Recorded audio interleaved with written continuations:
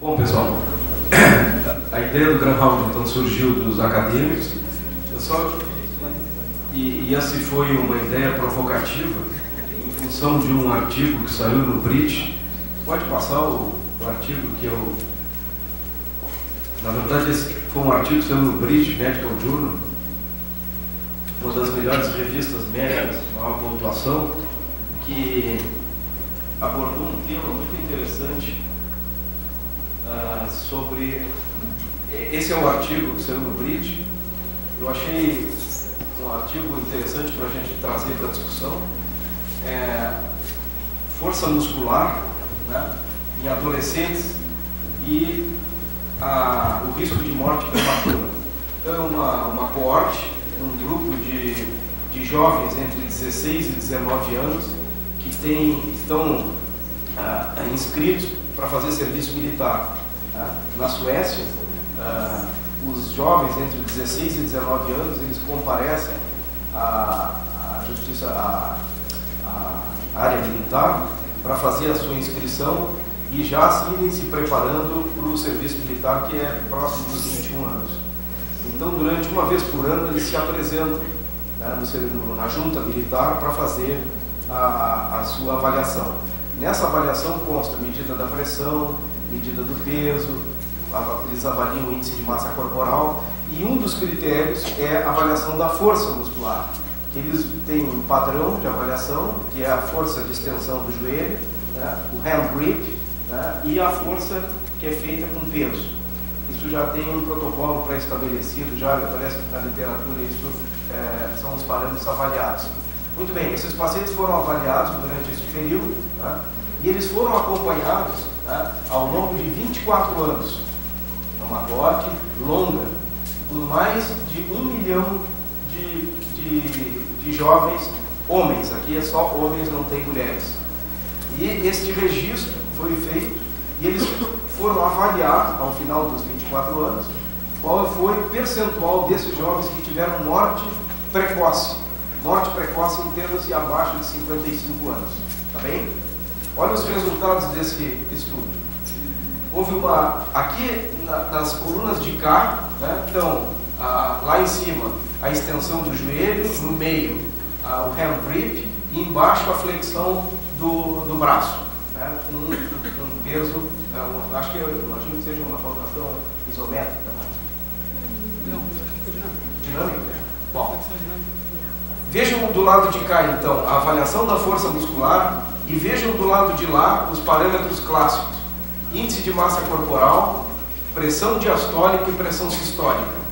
Praticamente, todos os indivíduos que tiveram treinamento e que tinham uma força muscular apropriada, especialmente o alto desempenho na realização da força muscular, teve uma correlação com diminuição de mortalidade que se equipara aos principais parâmetros que hoje a gente avalia, que é índice de massa corporal e pressão arterial. Vejam a importância da fase de adolescente e o treinamento muscular. Vejam o que aconteceu com a mortalidade cardiovascular. A mesma coisa. Vejam o impacto, principalmente ali, da extensão do joelho e do hand grip. Na flexão do cotovelo não foi tão importante. Mas vejam que, em relação ao índice de massa corporal e em relação à pressão diastólica, houve uma tendência de redução de eventos quando a gente tem uma performance muscular adequada.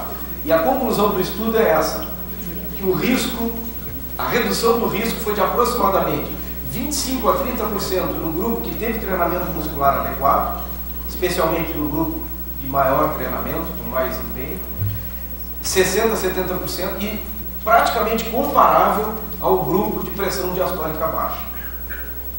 24 anos, adultos jovens. Então isso motivou que a gente discutisse esse tema. E hoje, particularmente, esse é um assunto muito interessante, porque a pergunta que nós vamos fazer para os nossos convidados é: então, qual é realmente o benefício cardiovascular, se ele existe realmente? Será que isso pode ser empregado para outras faixas etárias? E a gente talvez tenha esse benefício? Porque durante um período se acreditava que a musculação fazia mal para o coração. parece que essas coisas estão mudando. Parece até que é interessante a gente prescrever isso para idoso. Não sei. Quem vai nos responder isso vai ser o professor Volney, que é da Silveira Pinto, que é professor de Educação Física da URGS, doutor em Ciências do Desporto, e a disciplina dele é reforço muscular. E ele tem uma linha de pesquisa e de trabalhos nessa área. Depois nós vamos ter o doutor Daniel Pierre de Moraes, que é professor de Educação Física também da URGS, doutor em Cardiologia pela FAMED, que ele vai nos dizer especificamente a área de aplicação disso em outros setores, especialmente risco cardiovascular também. E, por final, o Dr. Sérgio Loss, que tem uma boa parte da sua vida dedicada ao suporte nutricional hospitalar, mas eu pedi para ele, num encontro no aeroporto, que ia para um congresso internacional, para ele trazer material para nós, para saber se as tais suplementações proteicas dietoterápicas realmente têm impacto para a gente poder recomendar ou contraindicar nos pacientes que fazem reforço muscular, a pedido dos nossos alunos, já que isso é uma prática hoje que é utilizada toda a face em academia.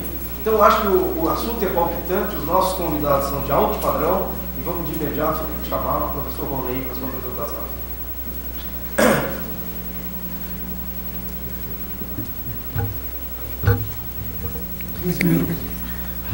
Essa é uma tarefa árdua. Estão me ouvindo? Tá bem? O passador está onde? Fico aqui. Alô? Sim, imagino que sim.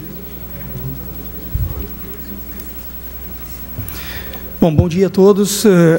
É com muita satisfação que eu aceitei o convite de vir aqui conversar um pouquinho sobre treino de força. E eu vou tentar fazer um esforço hercúleo para tentar dar conta aqui de informações relacionadas ao treino de força desde a infância até a terceira idade. Obviamente, isso é um desafio bastante importante. Mas antes de começar a falar no treino de força para crianças e adolescentes, vale a pena a gente fazer um pequeno levantamento, um breve histórico de como é que surgiu o treino de força na perspectiva da saúde.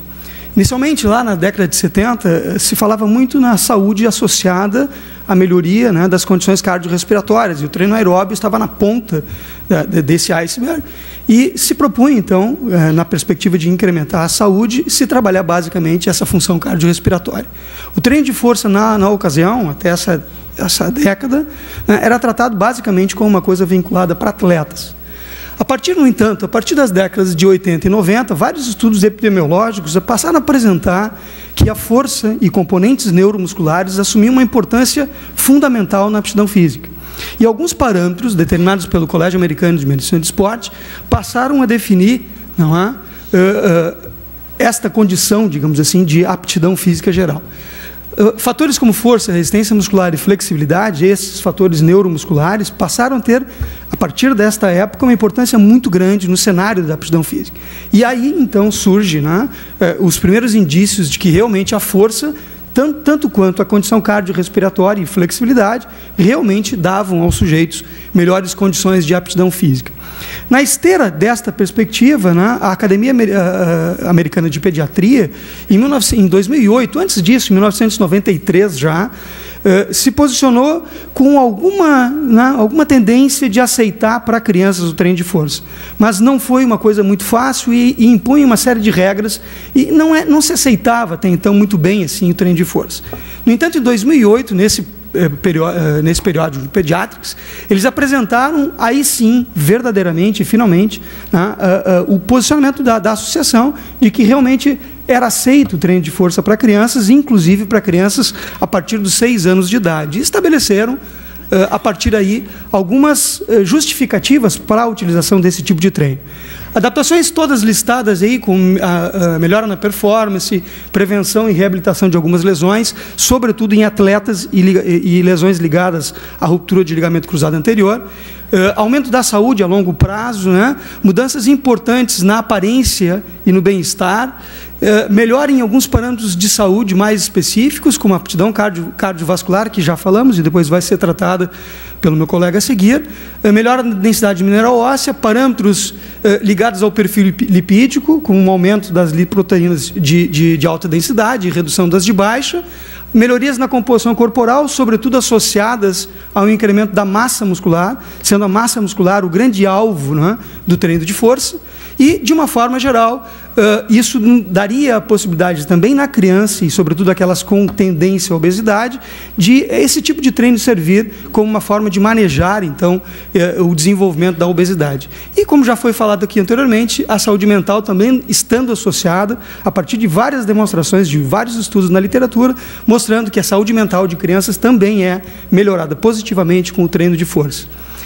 Uma das grandes questões que sempre se levantou na literatura é relativa aos riscos de uma criança treinar força. Lesões na placa epifisária, acontecem, não acontece, há possibilidade, e vários estudos mostraram que essa possibilidade ela não existe. Ou seja, o risco de termos problemas advindos do treino de força em crianças é realmente muito pequeno. A partir daí, a própria associação, a Associação Americana de Pediatria, ela estabeleceu algumas regras, algumas sugestões de como deveria se encaminhar o treino de força para essa população. E aqui estão listados algumas dessas orientações. Eu chamo a atenção para o item, para o fato de que foi sugerido pela associação a incorporação do treino de força ao treino aeróbio, numa coisa hoje denominada tecnicamente de treino concorrente. Portanto, a Associação de Pediatria propõe, então, de uma vez por todas, a partir de 2008, a inserção, a utilização desse tipo de treino para pessoas, para crianças, como eu disse anteriormente, já a partir dos 6 anos de idade. Uma proposição importante levantada pela associação, e aí tem, obviamente, alguns estudos que mostram a incidência de lesão, é a proporção de um instrutor para cada 10 crianças treinadas. Isso é uma coisa que é sugerido pela associação. Essas questões todas são corroboradas por várias associações internacionais, várias, americanas, europeias. Eu coloquei alguns papers de algumas delas que propõem, aceitam, encaram o treino de força como uma coisa realmente positiva na perspectiva de incremento da saúde geral. A questão, como eu referi anteriormente, sempre levantada é a questão da taxa de lesão. Então, tem alguns estudos que mostram a incidência. Esse é um estudo muito citado na literatura, embora antigo, mostra dados interessantes. Apresenta de outros esportes também, eu me referi basicamente a esses 4, em que mostra que a incidência de problemas acometidos em crianças pelo treino de força é muito baixo. Tem outro estudo também apresentado recentemente, que mostra que a maior parte das lesões, e situa as lesões nas diferentes partes do corpo, mas se refere que em crianças de 8 a 13 anos, basicamente, as lesões são fruto de acidentes esses não vinculados ao treino físico de uma forma geral. O que remete, então, ao fato de que é muito pouco provável que crianças sejam negativamente afetadas ou lesionadas quando treinam força. Então, isso está bem documentado já na literatura e já se aceita, então, que não há riscos realmente importantes quando submetemos crianças ao treino de força. A partir dessas colocações todas, obviamente, algumas questões são importantes de a gente pensar enquanto guias de orientação. O que fazer, como fazer. E aqui tem algumas das questões ligadas à prescrição de um programa de treino para essa população. A intensidade não tão baixa assim, sendo de baixa a moderada, portanto, intensidades de 70%, 75% e inclusive 85% do 1RM, ou seja, a máxima força que o sujeito consegue fazer naquele exercício, tem sido tolerada hoje por essa população. Tem vários estudos feitos nesse sentido. O volume, na fase inicial, seria de 1 a 2 séries, de 8 a 15 repetições em cada exercício e, sobretudo, exercícios que envolvam grandes grupos musculares, priorizando-se regiões como lombar, abdômen e quadril, entre outras. A frequência seria de 2 a 3 vezes por semana, em dias não consecutivos, para proporcionar uma adaptação adequada das estruturas passivas, sobretudo, e a duração desse programa de treino não inferior a 8 semanas, porque a partir daí é que se observa, então, incrementos mais importantes em parâmetros neuromusculares.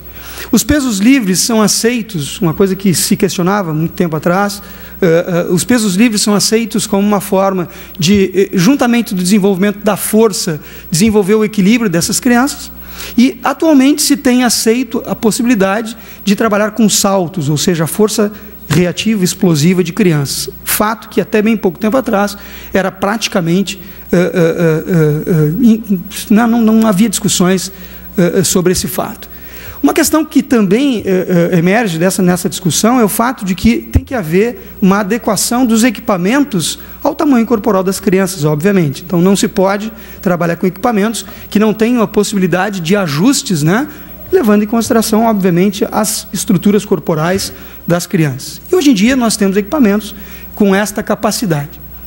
Passando por outro extremo, e obviamente com brevidade, né? Passando lá de crianças e jovens para o outro extremo da linha, idosos, aqui muita coisa tem sido dita nos últimos tempos, né? Não muito tempo atrás se dizia que idosos não aumentavam a força quando treinavam, não aumentavam a massa muscular quando eram treinados, que o grau de resposta hipertrófica era limitado por parte dessa população, e hoje a gente tem vários indícios na literatura internacional, científica, que isso não é verdade, que eles ganham tanto quanto jovens, tanto massa muscular quanto força. A grande justificativa de treinar força em idosos diz respeito a isso aqui, tanto a força máxima, aqui representada em jovens e aqui em idosos, né, é muito baixa, é muito diferente, é muito menor em pessoas de idade, bem como também um indicador da potência muscular, que é a taxa de produção de força, é muito reduzida na medida em que o sujeito vai envelhecendo. Aqui nós temos representada a taxa de produção de força no intervalo de 0 a 30 milissegundos e lá de 0 a 100 milissegundos, tempo no qual se tem boa parte das solicitações musculares no cumprimento de tarefas funcionais. Portanto, isto aqui mostra claramente um decréscimo na condição funcional de idosos. Então, este é o fato que justifica, portanto, né, a diferença entre os padrões de força de crianças jovens, adultos jovens e idosos, justifica, então, essa diferença, o treino por parte desta população.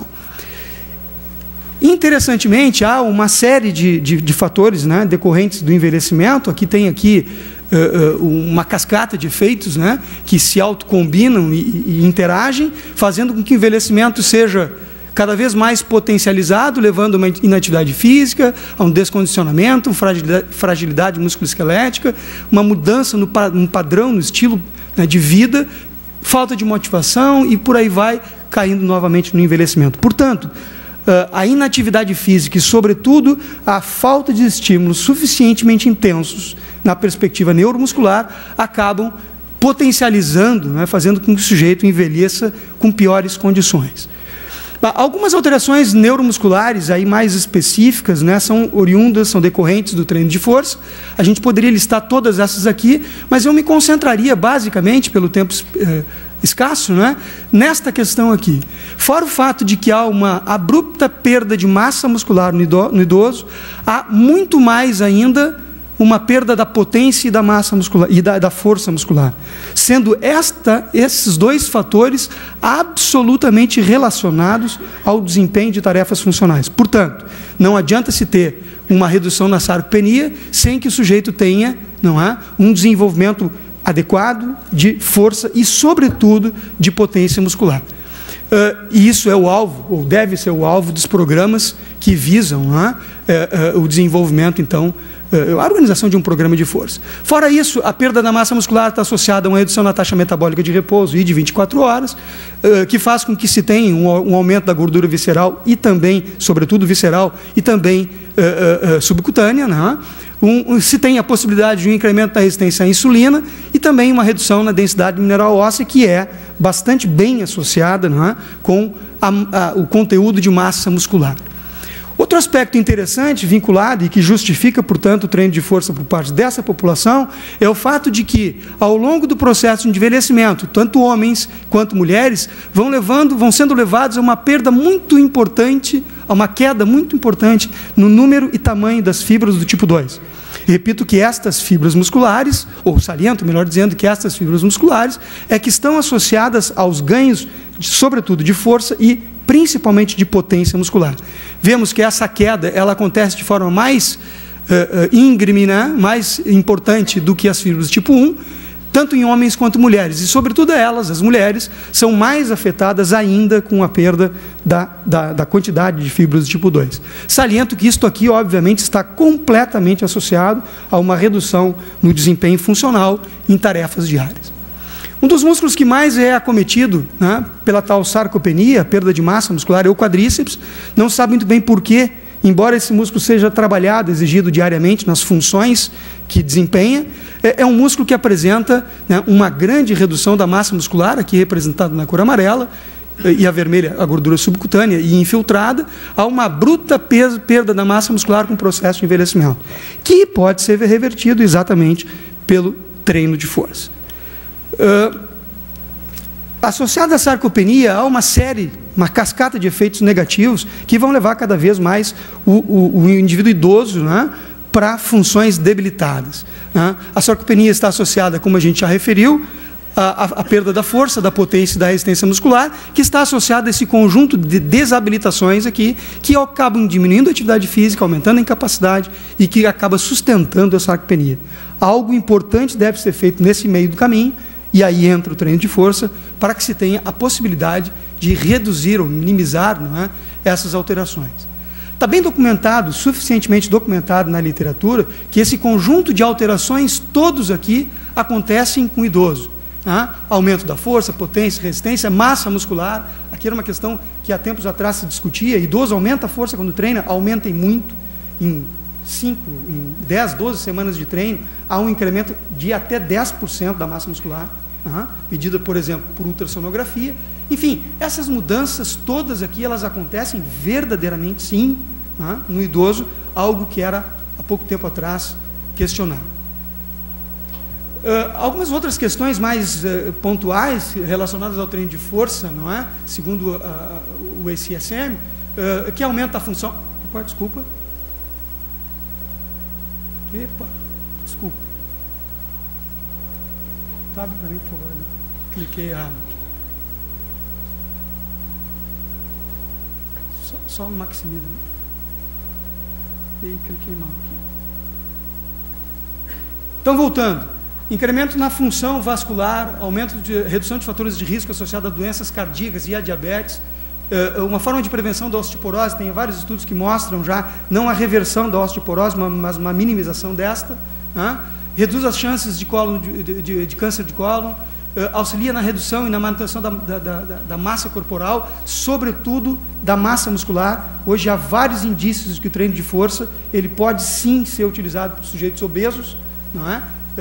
Crianças ou mesmo idosos, na perspectiva de que, em aumentando a massa muscular, há um aumento concomitante da taxa metabólica de repouso, que é algo positivo, né? Fora o fato de que há um incremento na autoestima e no bem-estar associado a esse tipo de treino. Algumas orientações básicas, obviamente, relacionadas ao treino para esta população envolvem, né, esses fatores todos, intensidade, volume, frequência, mas é interessante observarmos, né, que a intensidade ela pode ser de baixa até elevada. Tolera-se hoje o treino de força para idosos numa taxa de trabalho muito alta, quase próximo da máxima, porque é exatamente nestas condições que nós temos a possibilidade de manipulação, de manuseio, de mobilização das fibras do tipo 2, que são as fibras mais desnervadas com o processo de envelhecimento. Então não adianta o idoso trabalhar com cargas baixas, porque estas fibras do tipo 2 não vão ser solicitadas nessas condições. Isso era uma coisa que há tempos atrás se preconizava e hoje é exatamente o contrário. Aceita-se esta orientação pelo fato da necessidade, né, do maior envolvimento das fibras do tipo 2 nesse tipo de treino e, obviamente, nas tarefas funcionais. Aceita-se hoje já o treino de potência para idosos, algo muito recente, que há pouco tempo atrás era questionado, o fato de que trabalhar com altas cargas e velocidades elevadas com idosos seria potencialmente uma coisa perigosa. Hoje já se sabe que não, há vários estudos mostrando isso. As séries, aqui é outra discussão que está muito intensa na literatura atualmente, de que 1 a 2 séries são suficientes na fase inicial do processo de treino para manter as funções musculares e promover todos aqueles incrementos anteriormente referidos. Então, parece que uma série promove as mesmas adaptações de 2 séries, ou seja, com muito pouco tempo de treino, em torno de 20, 30 minutos, 2, 3 vezes por semana, conseguimos a tarefa, né, todas as adaptações, aquele conjunto de adaptações anteriormente referidas. 2 a 3 vezes por semana parece adequado, com uma tendência, digamos assim, de 2 vezes ser mais aceito do que 3, em função da disponibilidade de tempo, obviamente, e a duração é indeterminada, ou seja, um idoso não tem que entrar num programa de treino durante um período curto ou médio de tempo e depois parar. Não, ele pode seguir fazendo isso o resto da vida. Entre os exercícios, aqueles que envolvem os grandes grupos musculares, sobretudo das regiões lombar, do abdômen e quadril, devem ser escolhidos de preferência, né? Pelo fato de que a estes músculos estão relacionados o cumprimento das tarefas funcionais.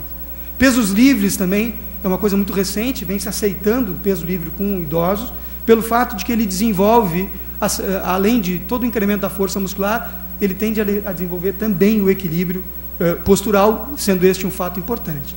E já se tolera, como eu falei anteriormente, nos dias de hoje, o trabalho de potência e, sobretudo, o trabalho de saltos, que é uma coisa que provavelmente poucas pessoas têm escutado. Já hoje é possível, e tem vários estudos mostrando da literatura, que idosos, quando treinam saltos, obviamente nas condições que eles apresentam, obviamente, tudo muito bem controlado, a inclusão desse tipo de treino é saudável, sobretudo na perspectiva funcional. Uma vez que o treino pliométrico ele tem a possibilidade de mobilizar aquelas fibras de mais alto limiar, aquelas do tipo 2 anteriormente referidas.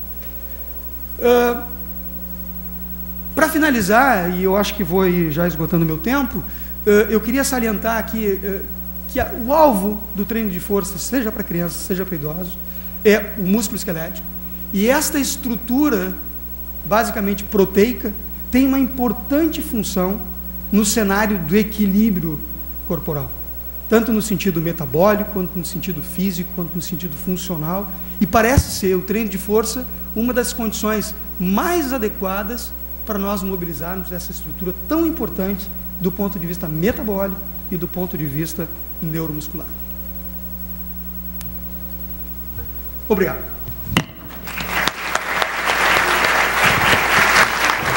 Muito obrigado, Ronei. Vou passar a palavra então para o doutor Daniel.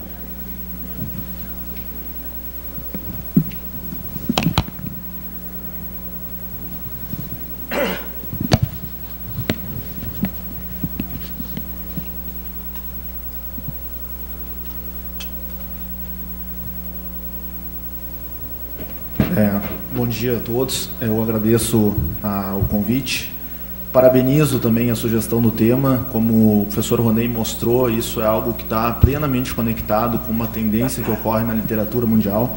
Então, o que eu pretendo conversar com vocês nos próximos minutos são as respostas e adaptações cardiovasculares que a musculação promove.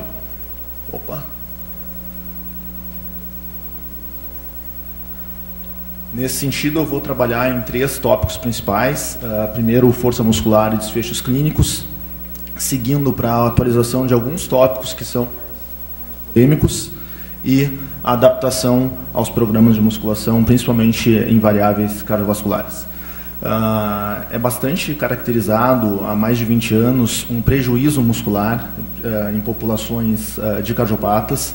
Aqui é um estudo da doutora Dona Mancini, publicado com ressonância magnética, que mostra um indivíduo com insuficiência cardíaca com uma atrofia muscular e também a presença de infiltrados. Isso também tem sido verificado na população de pacientes com doença arterial periférica, que apresentam, em relação a controles, um prejuízo, aumento de inflamação local e também aumento de gordura intramuscular.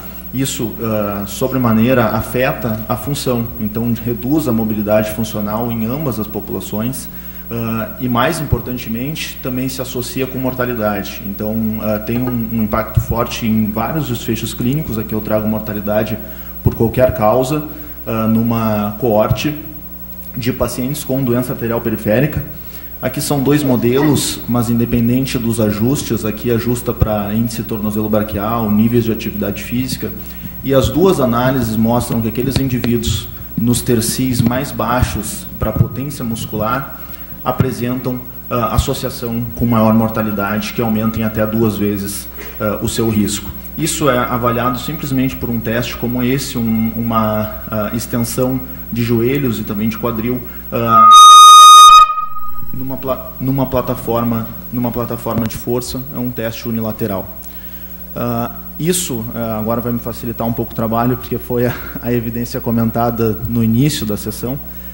Não tem sido verificado somente em cardiopatas, em populações vulneráveis que teriam um prognóstico mais reservado. Então, conforme mostrou o professor Nazi no início da sessão, essa é uma evidência observacional com mais de 1 milhão de adolescentes europeus, e os adolescentes que tinham foram categorizados em 10 categorias, foram divididos em 10 categorias da sua força muscular. Aqui é o dado de extensão de joelhos, e aqueles que tinham, já a partir do segundo subgrupo, níveis menores de força, apresentaram maior mortalidade precoce, então antes dos 55 anos, por qualquer causa, e também por causas cardiovasculares. Então isso demonstra a importância de se cuidar da força, não somente numa fase senil, mas também em outras fases da vida. Para finalizar essa primeira parte da minha discussão, esse é um segmento de 12 anos, em mais de 44 mil homens, que avaliou morte por síndrome coronária ou um desfecho combinado também com a adição de infarto não fatal. E eu acho que ao meu conhecimento, é o único levantamento observacional de um longo prazo com exercícios de força, e esses, quando realizados por menos de 30 minutos por semana, já ofereceram uma redução significativa de risco em 17%, e quando realizados por mais de 30 minutos por semana, a redução se aproxima de 35%, o efeito geral é de 23%. Atualizando, então, alguns tópicos polêmicos, é necessário falar sobre hipertrofia cardíaca induzida pelo exercício. Em qualquer tipo de exercício ou de esporte, essa hipertrofia é plenamente fisiológica. Então, aqui se pode observar o tecido de um coração hipertrofiado pelo treinamento e um coração hipertrofiado por um processo de doença. Isso se diferencia principalmente na sinalização do processo hipertrófico. Falando de remodelamento a partir da hipertrofia, quando essa ocorre, a gente pode simplificar aqui num esquema que seriam as câmaras cardíacas, que o remodelamento concêntrico envolve principalmente uma espessura da parede, enquanto que o excêntrico envolve um aumento da cavidade. Bom, esse conceito ele vem de 1975, quando foi principalmente estabelecido, chamado a hipótese de Morgan-Roth, e associa a demanda durante o exercício como uma demanda volumétrica, aquela que ocorre em exercícios de resistência, como triatlon, corrida de longa distância, natação de longa distância, a uma hipertrofia excêntrica. E demandas pressóricas, como ocorre no levantamento de peso, a uma hipertrofia concêntrica, o que também pode levantar o sinal amarelo. Bom, se uma demanda como a musculação, que é uma demanda pressórica, pode induzir a hipertrofia concêntrica do coração, talvez nós não devamos recomendar isso para hipertensos. Não é bem assim, eu vou tentar demonstrar para vocês. Numa análise mais contemporânea, pesquisadores australianos utilizaram um dado clássico sobre morfologia cardíaca e esporte, e na análise da massa ventricular ajustada para o tamanho do corpo, para a superfície corporal, na verdade, os indivíduos que realizam esportes de força, eles têm uma massa ventricular que se associaria, então, com a hipertrofia concêntrica, menor do que atletas de resistência, como remadores ou ciclistas. Isso é importante salientar que, além desse aumento de massa dos remadores ou ciclistas, é bem verdade que eles também aumentam as cavidades do coração. Então, o diâmetro interno do ventrículo esquerdo é maior nessa população aqui. Esses dados eles têm sido mais discutidos recentemente com o advento da ressonância muscular magnética. Então, a hipótese de Morgan-Roth foi baseada principalmente em estudos com ecocardiografia e estudos transversais. Aqui no hospital tem um excelente estudo com ressonância magnética que foi publicado pelo professor Marcelo Camargo, com orientação da professora Beatriz Chan, e demonstrou, então é um estudo de intervenção e não demonstrou mudança na morfologia cardíaca ou em hipertrofia cardíaca com treinamento de força, realizado numa forma de circuito, mas exclusivamente treinamento de força em jovens. Um segundo ponto polêmico é a resposta pressórica durante o exercício, e a resposta clássica conhecida a partir de um estudo que fez uma análise intra-arterial da pressão, foi publicado em 1985 por um grupo canadense e mostrou que em fisiculturistas que realizaram um exercício máximo no exercício de leg press, pressão de pernas, a pressão se aproxima de 350 milímetros de mercúrio durante o exercício.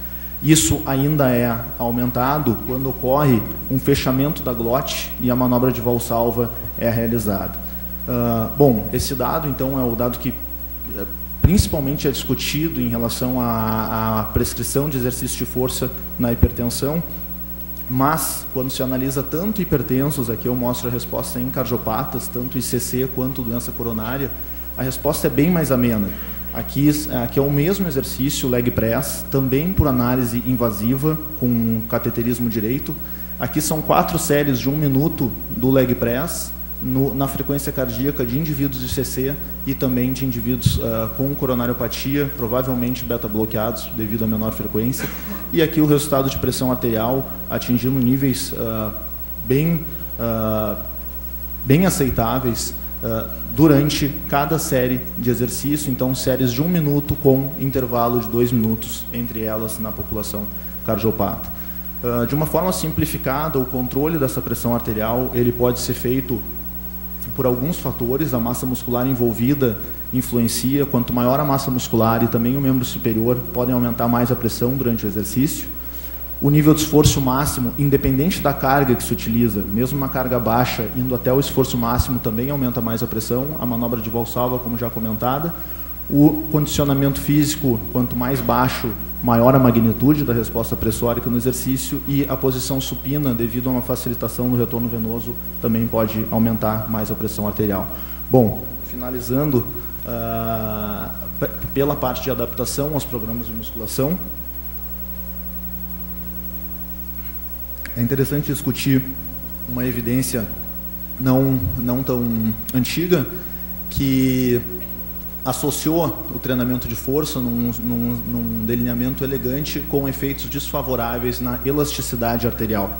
Então esse foi um trabalho realizado em normotensos que treinaram por 4 meses e a uma intensidade de 80% da carga máxima.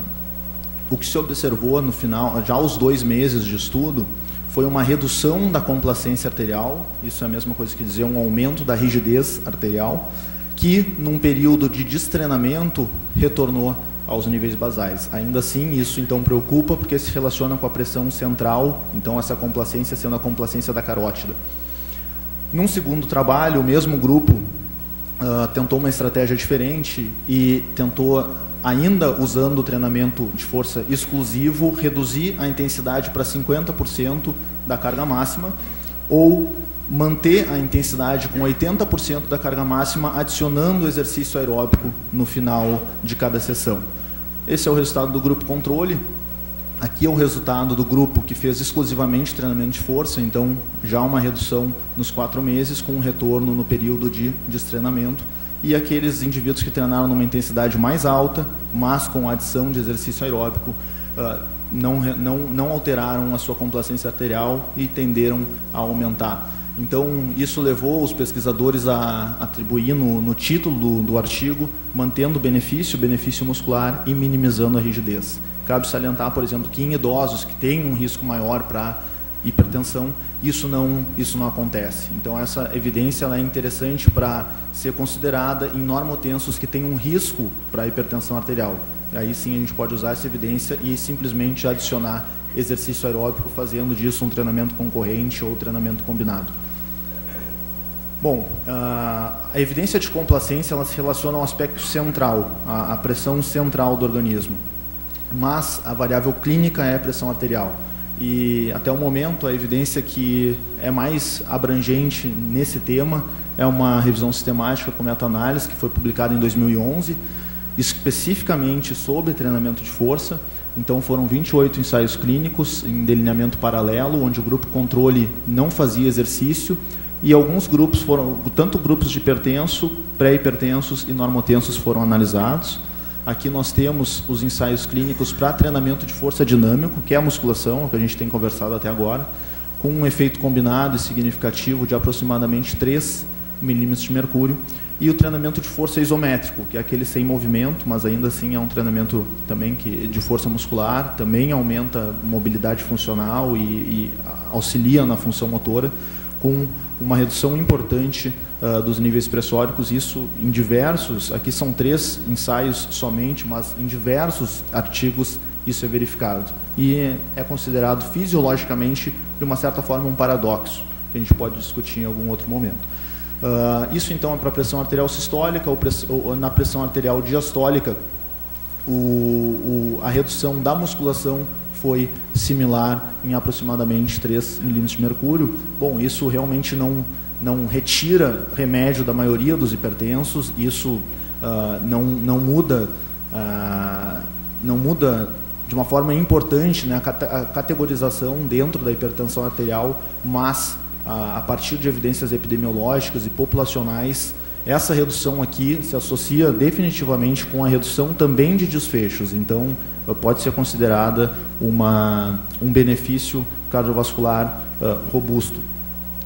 Isso também ocorre após uma única sessão de exercício de força. Então, aqui é uma única sessão que mulheres hipertensas realizaram, com uma redução até 1h30 aproximadamente na pressão arterial sistólica e também na pressão arterial diastólica.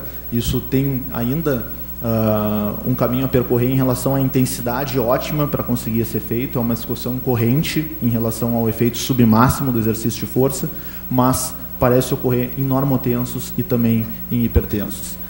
Para finalizar, essa é uma análise também vascular, também a partir de uma única sessão, numa população mais debilitada em insuficiência cardíaca. Foi um trabalho que nós realizamos no LAFIEX. Então, a Grace foi orientada pelo professor Jorge Pinto Ribeiro, e nós buscamos ver o efeito de uma única sessão de exercícios resistidos no padrão de fluxo sanguíneo e função vascular desses indivíduos. Foram 2 sessões de exercício, com o uso exclusivamente do membro inferior. E o que se observou foi um efeito remoto, né, um efeito sistêmico que ocorreu no braço. Então, o braço ficava inativo durante a sessão de musculação, mas ainda assim reduziu a sua resistência vascular, aumentou o seu fluxo sanguíneo e, de uma forma importante também, aumentou aqui a sessão controle, sem alteração tanto em pacientes com insuficiência cardíaca, mas também em controles. E ambos os grupos e os pacientes com insuficiência cardíaca conseguiram aumentar a função vascular após uma única sessão de musculação. Por até 30 minutos após a sessão, a reatividade vascular esteve aumentada. Então, para concluir, dentro mais ou menos dos tópicos que eu propus, a força muscular se associa com mortalidade, né, especialmente a redução da força muscular em diferentes fases da vida.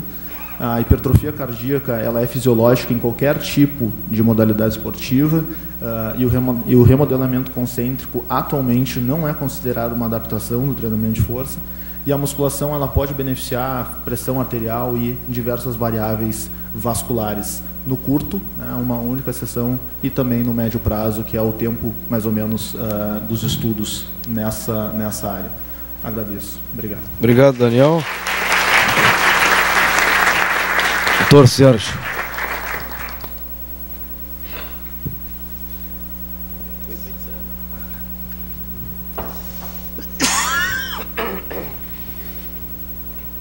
Bom dia. Eu já fui informado que eu tenho menos de 15 minutos para falar um pouquinho sobre o que a nutrição pode fazer em apoio ao que já foi tão bem, digamos, apresentado aqui. A minha experiência são com pacientes, digamos, hospitalizados ou aqueles que são acompanhados em consultório ou ambulatórios com risco de hospitalização. Eu dei o foco para os pacientes com mais de 60, 65 anos de idade. Vocês estão me ouvindo aí atrás? Digamos, que são classificados como pacientes com fragilidade, sarcopênicos, já foi abordado um pouco aqui, ou caquéticos, né?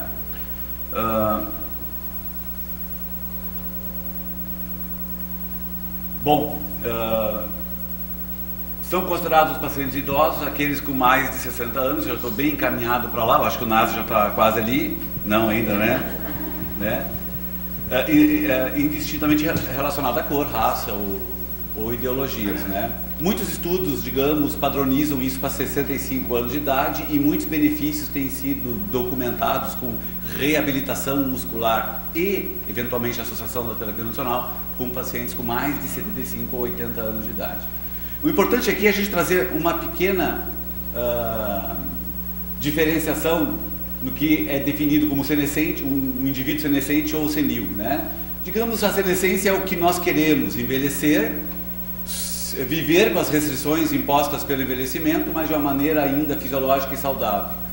A senilidade é mais relacionado a, digamos, ao envelhecimento ou à antecipação do envelhecimento por patologia.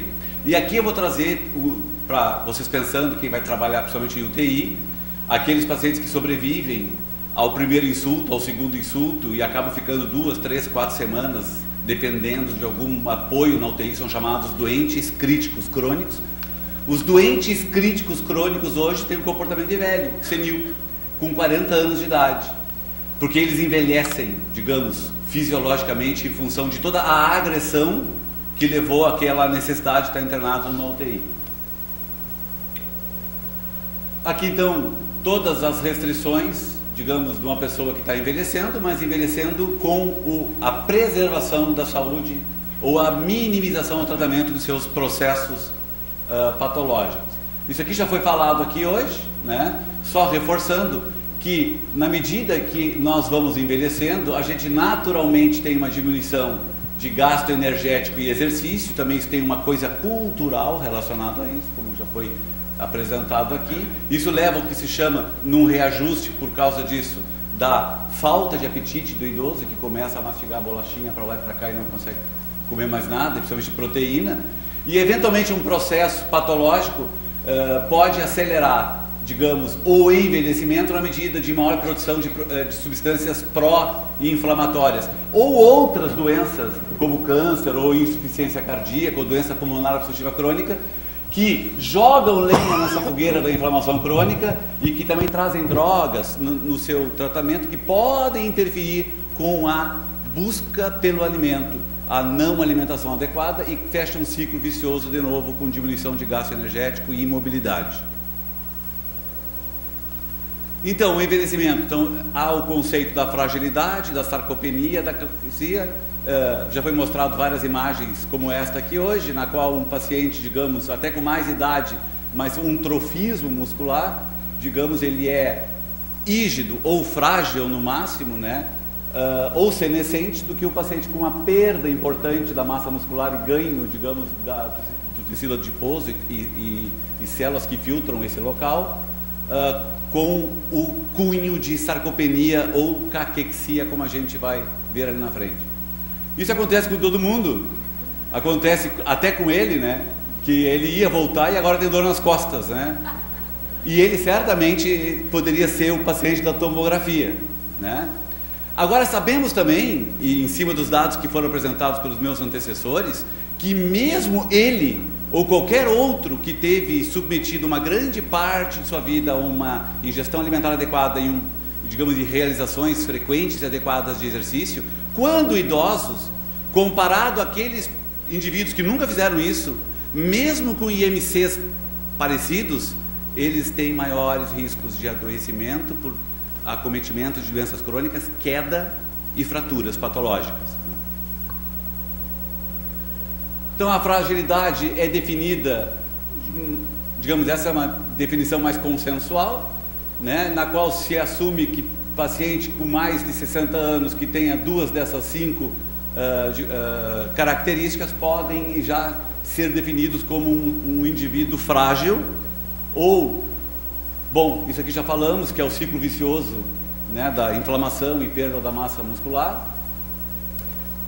E uma coisa interessante em relação a isso é que nos pacientes com mais idade que perfazem ou que não perfazem, digamos, conceitos para fragilidade, sarcopenia, ou que tem isso de uma maneira muito borderline discutível, eles têm muito maior ou menor chance de desfecho como mortalidade do que aqueles que são definitivamente sarcopênicos, né? E muito mais se caquéticos, né? Isso é uma publicação mais recente, eu gosto dela, é do Didi Riboy, que tem uns 80 e poucos anos e é muito produtivo ainda, na qual ele separa, digamos, a fragilidade num cenário de basicamente má ingestão, com a caquexia, na qual tu tem ingestão e todos os processos de medidas, mas com grande, digamos, contribuição de um processo inflamatório, da sarcopenia, na qual o processo inflamatório não é tão intenso como na caquexia, e uma das definições que separa a sarcopenia e a caquexia, além da perda de peso ou perda da massa magra, é a não perda de peso importante pelo sarcopênico, que perde mais função e massa muscular, do que o caquético, que perde também peso, mais importantemente, e tem isso associado a uma doença crônica, geralmente, né?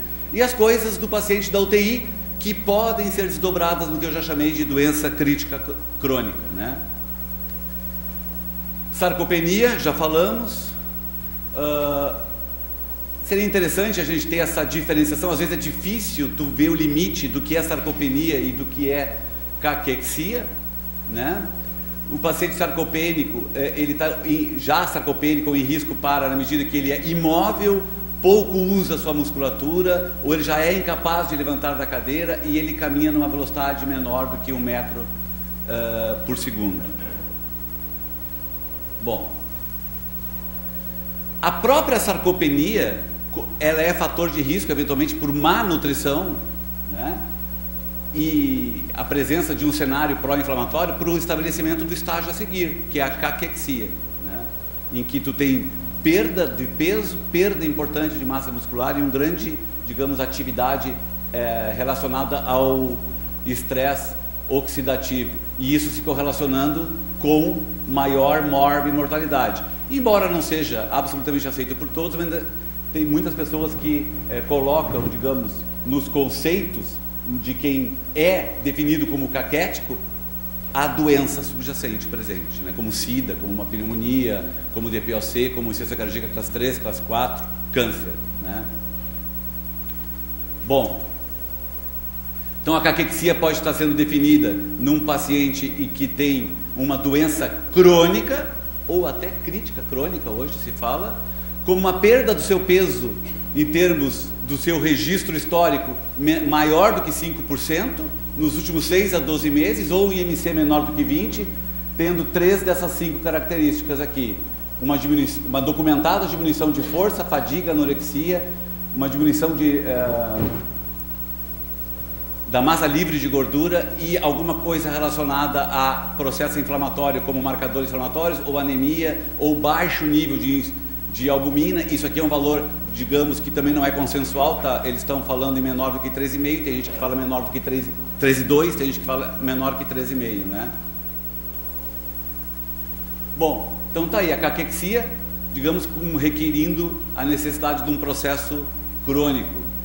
A sarcopenia podendo, em função dos reajustes, terminar na caquexia. E a gente, lembrando que jovens podem envelhecer sobrevivendo na UTI. Difícil de separar às vezes o quem é um ou quem é outro, mas de uma maneira geral são pacientes em risco, digamos, para maiores eventos ou de maior mortalidade quando internados por esses eventos. Bom, certamente nada do que eu vou falar aqui vai ser, digamos, ou vai ter o cunho de dizer a nutrição por si só, digamos, reverte o processo. Isso tem que estar associado a um programa de reabilitação muscular, como aqueles sugeridos pelos meus antecessores aqui. E a terapia nutricional, ela pode sim contribuir para que os teus efeitos em termos da reprogramação da atividade física, readequação da quantidade de massa muscular e a reabilitação da função dessa musculatura possa ter mais êxito, né? Então, o exercício de resistência reduz a sarcopenia, mas e a terapia nutricional ou algum suporte nutricional contribui com isso? Essa é a pergunta. Muitas publicações das décadas de 80 e de 1990 já falavam que, digamos, suplementar o paciente com aminoácidos ou algum tipo especial de aminoácidos em terapia nutricional ou enteral não melhorava a resposta anabólica quando a oferta calórica era adequada. Ou seja, se tu constrói uma terapia nutricional com o mínimo de adequação, a quantidade calórica por dia adequada para o tamanho e idade do paciente, suplementações adicionais desses aminoácidos aí, ou outros suplementos, não fazia, digamos, tanta diferença, fazendo com que nessa época se advogasse que cargas maiores do que 1,3 gramas por quilo dia de proteína não fossem indicados. Isso mudou a partir da década de 2000 e 2010, na qual a gente viu que uma programação em termos da distribuição ao longo do dia da oferta dessas proteínas e eventualmente alguns suplementos, ou entre as principais refeições, poderia sim melhorar a performance muscular nos pacientes submetidos a um programa de reabilitação, e as doses recomendadas bem maiores do que aquela anteriores aos anos 2000, chegando até 2 gramas quilo dia. Eu imaginava que ia acontecer isso. Bom, indo para o que interessa então. A suplementação proteica, aí parece, suplementar não é qualquer proteína, aminoácido essencial parece ter, digamos, um papel mais benéfico e melhor documentado com isso. No programa de reabilitação muscular, faz a diferença melhorando volume e força, tamanho do músculo e força do músculo, nessas doses, chegando com o que tu come e com o que tu é suplementado com aminoácidos essenciais, a 1,5, 2 gramas quilo dia de proteína. Isso tem sido, digamos, reproduzido a partir dos anos 90 e 2000 bastante. Esse estudo é bem interessante porque mostra a suplementação com aminoácidos essenciais em idosos, né, homens saudáveis, que ficavam em repouso e depois eles eram suplementados com aminoácidos essenciais ou um equivalente placebo. Se documentou que a ingestão de nutrientes e micronutrientes maior do que o RDA, havia uma preservação da força, digamos, muscular durante o repouso. E o que é importante, não adianta tu programar reforços de aminoácidos ou algum suplemento entre refeições se tu vai tirar fome da próxima refeição. E aí eu caio naquele ciclo de anorexia, né? É interessante nesse estudo que biópsias da quantidade, digamos, de marcadores de determinado aminoácido que estava sendo administrado no grupo de aminoácidos essenciais mostrava que os pacientes suplementados com aminoácidos essenciais tinha uma fração de recuperação de força e volume muscular maior. Outra coisa interessante é que isso é melhor documentado quando os pacientes recebem isso mais distribuído durante o dia, recebendo aqui 90 gramas de proteína, do que privilegiar, segundo o que se, digamos, advoga alguns experts, em que tu suplementa mais à noite para não tirar a fome do adulto senescente ou do idoso, né? Suplementando maior oferta proteica de noite.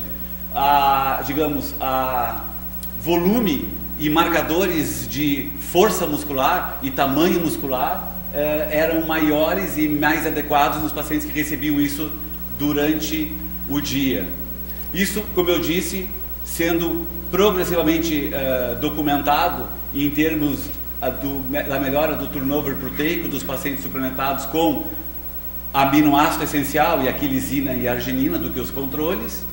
Esse aqui é um estudo muito interessante, relativamente recente, mostrando que todo o planejamento dos pacientes, digamos, da recuperação da sua massa muscular, era percebido naqueles que tinham a vitamina D maior do que 30. Era um estudo com intervenção, no caso suplementa ou não suplementa, mas com uma parte observacional que ninguém tinha a vitamina D na suplementação, e eles foram divididos depois do estudo a partir do nível sérico espontâneo de sua vitamina D. Então vem aquela pergunta: a vitamina D tem que ser suplementada ou é só um marcador aqui, né? 1 minuto. A vitamina D tem sido a recuperação, a sua, digamos, administração a partir dos últimos anos maiores do que os registros históricos, né? Bem como a reposição de cálcio Aí estão as doses preconizadas de vitamina D. E para terminar, eu trouxe aqui, a partir das principais sociedades de nutrição e o seu nível de evidência, o que é que pode fazer a diferença nesses pacientes e o que está melhor documentado. Como já sugerido pelos meus antecessores aqui, o obeso é sarcopênico e até é caquético eventualmente, né? Eles têm, digamos, um prognóstico pior em função da maior perda de sua massa muscular e, de uma maneira geral, há benefícios em termos da recuperação da função a partir da programação, reabilitação com exercícios e administração de uma quantidade calórica proteica adequada, eventualmente suplementada com aminoácidos essenciais e especialmente, digamos, buscando um nível sérico de vitamina D mais alto.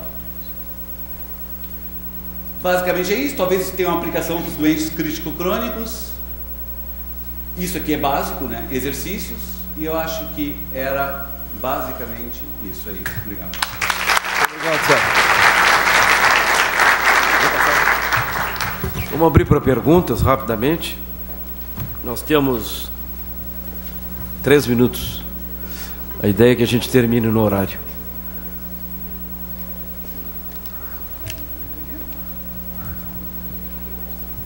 Alguma pergunta da plateia? Pode falar. Reabilitação cardíaca e pessoas de faixa etária mais alta. E são 3 aspectos a trabalhar aqui no caso. Trabalhar hipertrofia, né, e potência. Tá? Trabalhar potência parece complicado para a gente. Tá? Não. E junto tem, na verdade, quase todo mundo trabalha com resistência muscular localizada.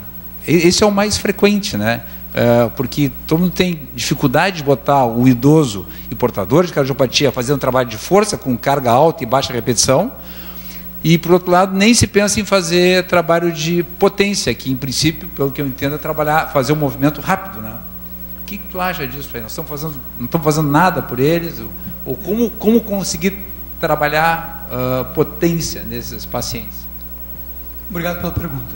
Primeiramente, eu tenho um posicionamento claro a respeito disso. Trabalhar resistência muscular localizada não serve para muita coisa. Porque quando a gente faz esse tipo de intervenção, esse tipo de organização da intervenção, com baixa carga e muitas repetições, o que a gente acaba por fazer é não mobilizar as estruturas que mais precisam ser mobilizadas, que são sobretudo as fibras do tipo 2, que não são mobilizadas em condições, né, de carga baixa e muitas repetições. Eu posso sim trabalhar com cargas baixas e desenvolver potência simplesmente incrementando a velocidade de execução. Eu não preciso necessariamente trabalhar potência com 90% no R. Nas indicações, inclusive no slide que eu apresentei, e isso é a proposição do Colégio Americano de Medicina do Esporte, se fala em trabalhar de 20%, 30% até 80%. Aí ele falava de 20% a 50%, mais ou menos. Mas pode-se trabalhar, aí há várias discussões nesse sentido, né? Por exemplo, para atletas, dependendo do grupo muscular envolvido, como por exemplo membros inferiores, não adianta trabalhar com pouca carga, tem que trabalhar com cargas próximas a 80% do RM, a máxima velocidade possível.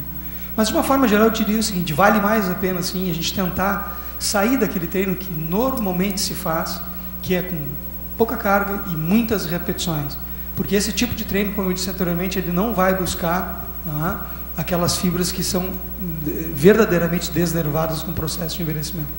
E quando eu digo com o processo de envelhecimento, com o processo inclusive patológico também, porque a gente sabe que várias doenças, o estado muscular é muito pior do que aquele estado muscular do idoso. Agora, a informação cardiovascular, de efeito cardiovascular agudo do treinamento de potência, eu não conheço muito, não sei se alguém da mesa conhece, eu não tenho muita informação sobre isso. Não, eu não conheço também, eu acho que quem poderia melhor responder essa questão é o Daniel.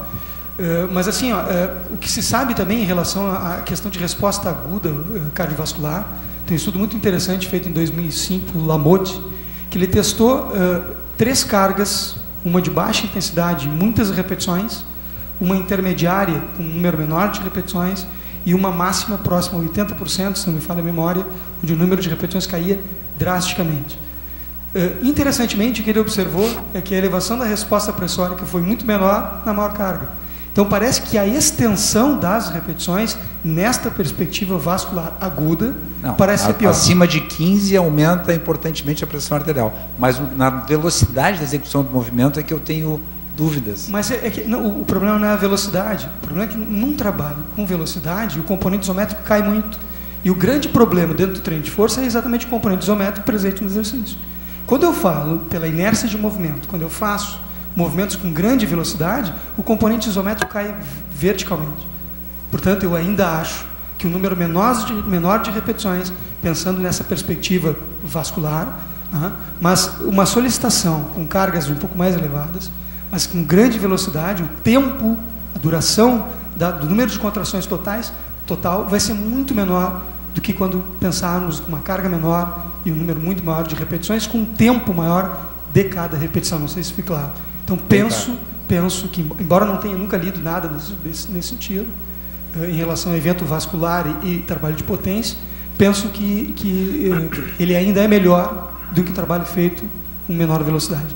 E, para concluir, assim, a gente fez recentemente um estudo, foi uma dissertação de mestrado que eu orientei na universidade. Nós fizemos uma comparação de 3 tipos de trabalho para idosos, mulheres idosas.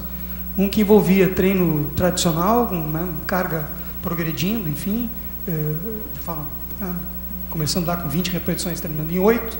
Um outro grupo substituiu no determinado momento esse treino de força por trabalho de saltos, e um terceiro grupo trabalhou sob forma de potência. O terceiro grupo, que trabalhou com potência, e o segundo, que trabalhou com saltos, foram os 2 grupos que melhor e mais incrementaram a função, o desempenho em testes funcionais. Potência mais carga. Cargas intermediárias com grande velocidade, mas com tempo de duração dessas repetições muito curto. Então, parece que o tempo de exposição passa a ser um fator bastante importante. E na medida que eu faço com grande velocidade, eu mobilizo aquelas unidades motoras que não são mobilizadas em condições outras das quais comentaste. Também? Mais alguma pergunta? Pois não. Como é teu nome? Te identifica, faz favor. Tu és aluna? Tá ótimo. No caso de doenças do neurônio motor, tem algum benefício o exercício de força? Como a esclerose lateral amiotrófica? Para quem se candidatar. Do exercício de força. Só para mim. É assim, mesmo com algumas disfunções neurais, parece que há sim uma potencialização, sobretudo do treino de potência. O treino de potência tem recebido, ultimamente, no cenário internacional, tem recebido muita atenção, muitos estudos estão sendo feitos e mostrando a sua valia, não só para o atleta, já não se investiga mais praticamente isso, já está consolidado, mas sim em doenças.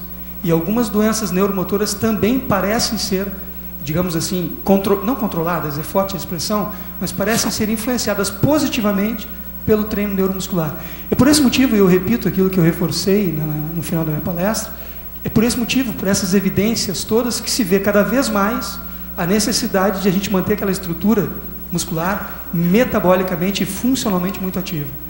E isso não só é verdadeiro na saúde, como também na doença. Mais alguma pergunta? Pois não. Te identifica para nós, por favor. Programa de... Tá.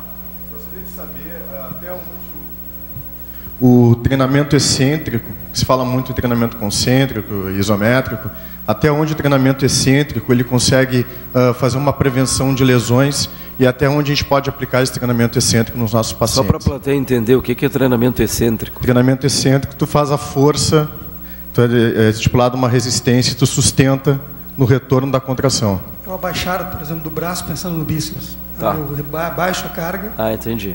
Essa é a fase excêntrica do movimento. É assim, o trabalho excêntrico ele também tem merecido alguma atenção nos últimos tempos e tem sido dado a ele uma importância muito grande.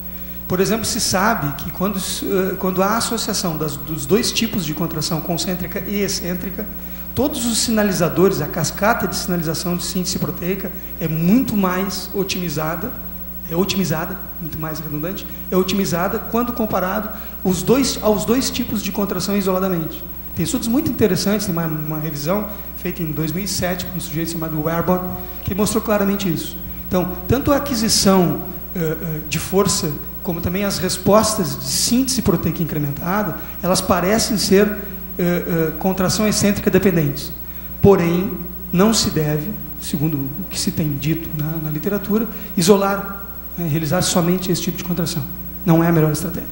Com a qual concordo. Eu queria fazer uma pergunta para vocês sobre o Pilates, né? É uma prática tão disseminada atualmente. Isso é bobagem? É bichice isso? Eu até ia comentar, pelo tempo restrito, acabei não comentando, mas eu ia comentar no primeiro slide que a musculação, em suma, acaba sendo a mãe, não tem nenhum conflito de interesse, mas acaba sendo a mãe de outras estratégias mais recentes, como o Pilates, como o treinamento funcional, e provavelmente das próximas 5 tendências que vão aparecer nos próximos anos. Na verdade, um Pilates é uma musculação, né? Quando bem prescrito, ele é uma musculação com outro tipo de aparelhagem, mas exatamente ele tem o mesmo princípio, que é uma ação muscular contra uma resistência. No caso, principalmente resistências de molas, mas é só trocar o aparelho de olho fechado. Talvez as pessoas, dependendo do equipamento, as pessoas às vezes não saibam se estão fazendo Pilates ou musculação. É só a gente fazer uma carguinha na excêntrica de um certo exercício, se o movimento for igual, talvez a gente pode construir algo assim. O que ele parece ser melhor tolerado, a adesão ao Pilates é muito grande, especialmente nos idosos. Isso é verdade? Só porque tem um aspecto mercadológico aí. Na verdade, não, na verdade é o seguinte, essa é uma observação muito interessante. Porque normalmente a transição sai de alguém que não tolera musculação, é normalmente mal atendido numa sala de musculação, onde o professor ganha pouco e está sobrecarregado com vários alunos, e ele experiencia o Pilates, que ele vai ter uma aula particular ou no máximo com outro aluno. E aí é melhor tolerado, claro, tem uma supervisão muito mais ativa nesse processo, e o que eu observo, assim, isso é um aspecto assim, empírico e prático. O que eu observo é quando um aluno de treinamento particular vai no Pilates, ele não, como eu repito, eu tenho amigos que têm estúdio de Pilates e eu trabalho para eles, mas quando o aluno particular de musculação ele vai para o Pilates, é 1 a 1, assim, ele não fica. Algumas vezes ele fica, algumas vezes ele não fica. Quando um aluno de musculação, aquele que é mal atendido e não tem professor controlando, vai para o Pilates, ele não volta mais para a musculação, porque ele acha o Pilates muito melhor. Então é interessante, a gente pode continuar recomendando, então. Musculação, sim. Não, Pilates. Não, é interessante. Fala. Deixa ele falar, depois eu vou passar a pergunta para ti. Não, deixa ele falar. Deixa ele falar. Vou ser muito rápido. Esse é um tema que eu adoro discutir, sobre o qual eu tenho feito algumas reflexões e externado o meu ponto de vista. E quero fazê-lo aqui mais uma vez. Eu não há conflito de interesses aqui, nenhum, obviamente, assim como não o Daniel. Mas assim, o Pilates, na verdade, é aquilo que sempre foi feito pelo treino de força, sempre. Com uma única diferença. No treino de força, há controle rigoroso da carga. O que não acontece da mesma forma no Pilates. Então, me perdoem aqui o pessoal que faz Pilates, trabalha com isso, mas há uma dificuldade muito maior no controle e na progressão da carga que chega no músculo, na articulação, no Pilates, do que no treino de força. Mas, obviamente, a gente tem que reconhecer aqui a questão da adesão. Mas aí eu concordo absolutamente com o Daniel colocou. A questão da adesão está completamente relacionada, a maior adesão ao Pilates está completamente associada a trabalhos mal prescritos por profissionais que trabalham nessa área. É basicamente isso. Serginho, a gurizada quer saber se tomar aquelas proteínas que vem desse tamanho, umas latas desse tamanho assim, aquilo funciona ou não funciona, Serginho? Bom, respondendo no adiantado da hora, né, bem rápido isso, embora eu não trabalhe com exercício, trabalho com nutrição, eu vou ser bem honesto, assim, o que faz a diferença é o exercício, a nutrição complementa, né? Digamos que eu não melhoro a minha performance, o atleta de alto nível não melhora o tempo dele, né, para nadar ou para correr, mas talvez ele se lesione menos, adequadamente nutrido, né? E aí eu queria terminar a minha fala, que preocupado com essa história de sarcopenia, eu tenho 51 anos, bem vividos, acredito eu até agora, mas eu tenho 20 e meio, no máximo 21 de IMC. Daqui a pouco se já não eu estou ali pré-sarcopênico, né? Acho que não, porque eu corro 2 a 3 vezes por semana, mas eu tentei fazer musculação por causa disso há um tempo atrás, quando acabei numa mesa de cirurgia para operar uma hérnia de disco, né? Agora eu estou retomando de novo. Eu estou fazendo 2 sessões de pilates. A bicha alhou, Serginho. 2 sessões de pilates. Vou começar 2 sessões de musculação. Agora sim. Agora, não abro mão de uma nutrição adequada ao longo do dia. E essa é a mensagem. Acho que está muito bem apresentado, muito bem dissecado, né? Agora, ele não disse toma ainda. Agora, tem que ter uma alimentação adequada, uma suplementação. Eventualmente, tu suplementa um pouco de um aminoácido, uma proteína de boa qualidade depois do exercício, né? Tu suplementa um carboidrato complexo antes, para não utilizar todo o teu glicogênio de uma vez só. Acho que isso aí é bem interessante. E aí, uma proposta para vocês que estudam exercício, né? Eventualmente a gente pode fazer juntos isso, né? Que é o seguinte: hoje, estudos em metabolômica mostram que nem todo mundo responde a determinada terapia ou suplementação de um determinado alimento. A metabolômica mostrou que a reposição de vitamina D a largo em idosos tem resultados, às vezes, que são conflitantes. Por quê? Porque tem respondedores e não respondedores. Tem gente que não responde à suplementação ou numa dose usual, e tem gente que responde muito bem. Como a vitamina D está ligado na recuperação da massa muscular e separa quem vai melhor e pior quando suplementado com aminoácidos essenciais, eu acho que cada vez mais a gente começa a pensar, quando a gente, eu quero botar o paciente com determinada carga que é excêntrica, concêntrica e não sei o que, ver os níveis metabólicos de vitamina D, suplementa, mas parecido com a mesma carga proteica, e eventualmente até bota um braço com HBM, o aminoácido essencial, para ver se isso já lisina, né? Para ver se faz a diferença. Eu gostaria de encerrar essa sessão dizendo que eu fiquei muito bem impressionado e estou com a sensação de que o hospital tem que contratar também o pessoal da educação física para se associar à fisioterapia e talvez também à dança, que eu acho que também é um outro assunto que a gente não comenta, mas o hospital precisa. Muito obrigado, até a próxima quarta. Na dança.